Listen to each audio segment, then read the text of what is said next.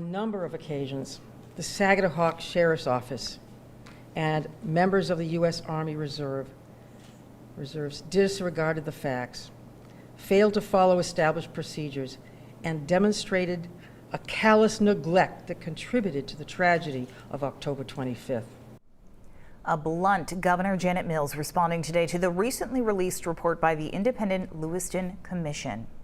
Good evening, everyone. Thanks for being with us. I'm Amanda Hill. And I'm Brian Yacono. On October 25th, 2023, a lone gunman shot and killed 18 people while also injuring 13 others in Lewiston at Just-in-Time Recreation and Schmenge's Bar and Grill.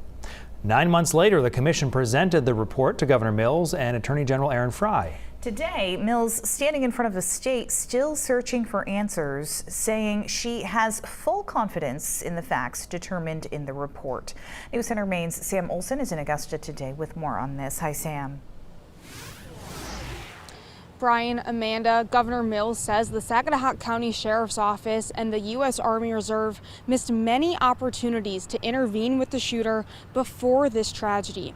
Governor Mills says the Saginaw County Sheriff's Office, specifically Sergeant Aaron Schofield, could have sought out an involuntary commitment order or had invoked Maine's extreme risk protection order law.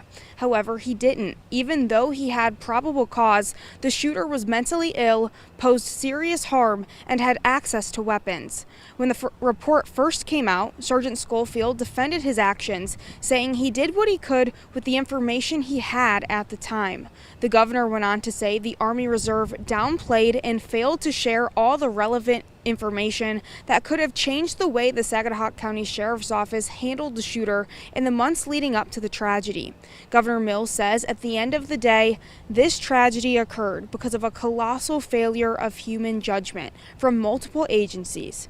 Take a listen. There's a number of things that did not, could have, should have, but did not occur. And that applies to many different people on many different occasions throughout this report. You draw your own conclusions from that. But was there one particular thing that could have prevented this? I can't say. There are a number of things that might well have changed the course of this tragic history. We'll all learn from that. Hopefully, all those who were involved, all those mentioned in the report, will learn from that. Governor Mills says since the shooting, the state has strengthened and clarified Maine's extreme risk protection order law. She says law enforcement can now get a warrant from a judge to take a person into protective custody under unusual circumstances. Governor Mills says that law has been used at least 330 times in the last 318 days since the shooting.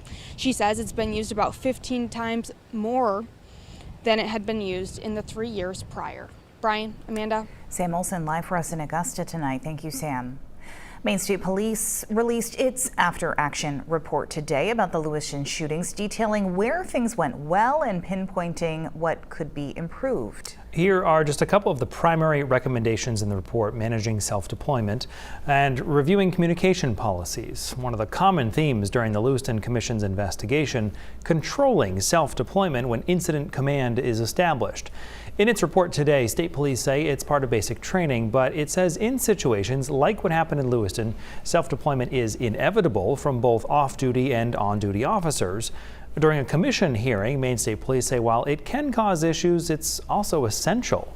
However, today the report says it is something state police should be better managed.